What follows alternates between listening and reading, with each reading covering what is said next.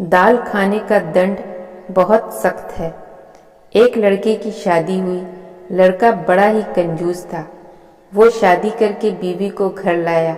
उसने बीवी को अपने सामने बैठाया और कहा, तुम्हें पता भी है हम क्या क्या खाते हैं?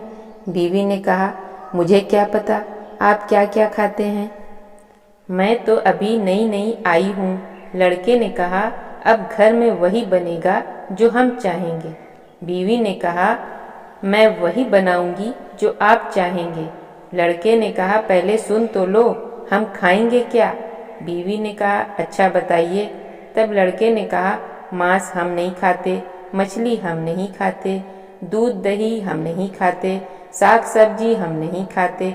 बीवी ने परेशान होकर पूछा, तब आप खाते क्या हैं? तो उस लड़के ने कहा, मैं सिर्फ दाल खाता हूँ।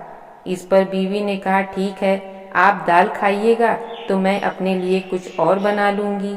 लड़के ने कहा, इस घर में सिर्फ वही बनेगा जो हम खाएंगे। बेचारी बीवी नई नवेली दुल्हन थी, क्या कहती? हाँ में सर झुका लिया। 3 महीने हो गए। सुबह दाल, दोपहर दाल, रात दाल। लड़की अच्छे खाते पीते घर की थी। 7 भाइयों के बीच की इकलौती बहन थी। सूख कर कांटा हो गई, सिर्फ दाल खा खा कर। 3 महीने बाद जब वो अपने मायके गई तो भाइयों से उसकी हालत देखी नहीं गई। उन्होंने पूछा, अरे खाना नहीं खाती थी क्या? सूख के कांटा हो गई हो? बहन रोने लगी, आंसू थमने का नाम नहीं ले रहे थे। कहने लगी, भैया कैसे कंजूस आदमी के साथ मेरी शादी करा दी। वह तो सिर्फ दाल ही खाता है और खिलाता है। भाइयों ने पूछा, अरे क्या मांस मछली साग सब्जी नहीं खिलाता? नहीं भैया, उसका नाम लेती हूँ तो मारता है। भाइयों ने कहा, बहन आंसू पोंछो, उसका हल तो हम लोग ही निकालेंगे।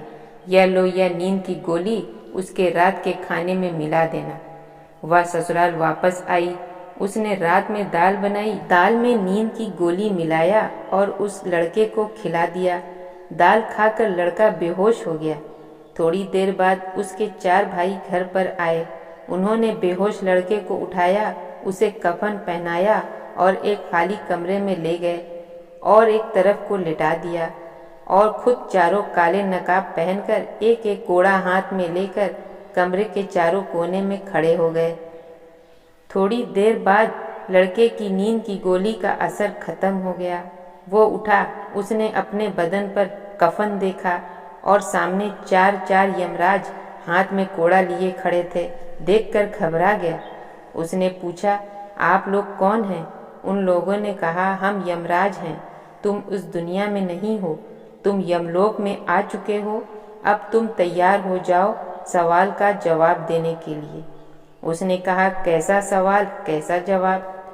तब एक भाई ने कहा, भगवान की दी हुई नेमतों में से तुमने क्या क्या खाया? लड़के ने कहा, कुछ नहीं, सिर्फ दाल खाया।